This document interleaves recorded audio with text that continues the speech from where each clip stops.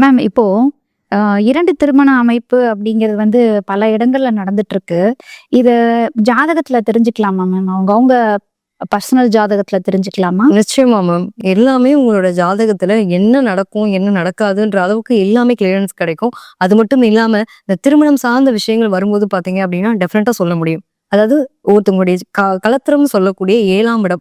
7ஆம் இடத்து அதிபதி எங்க இருக்காரு? அது அங்க வந்து பாவகிரகங்கள் இருக்கு அப்டின்னா, நிச்சயமா தாமத திருமணம் பண்றது ரொம்ப நல்லது. சில பேருக்கு 1க்கு மேற்பட்ட திருமண அமைப்புன்றது பார்த்தீங்கன்னா, 2ஆம் பாவமும், 12ஆம் பாவமும் கெட்டு போகக்கூடாது. சில பேருக்கு 2ஆம் பாவம், 12ஆம் பாவம் கெட்டு போகுது அப்டின்னாலும், லக்னத்துல பாவகிரகங்கள் இருந்தாலும் 1க்கு மேற்பட்ட திருமண அமைப்ப குறிக்கும்.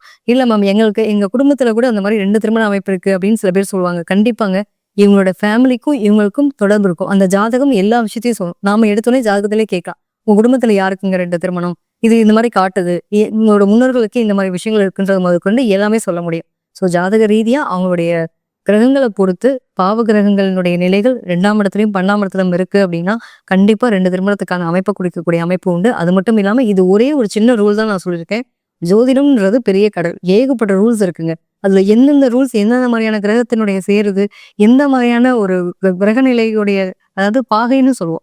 அந்த பாகையா எந்த இடத்துல இருக்குன்றத பொறுத்து இன்னும் நெறைய விஷயங்கள் சொல்லலாங்க.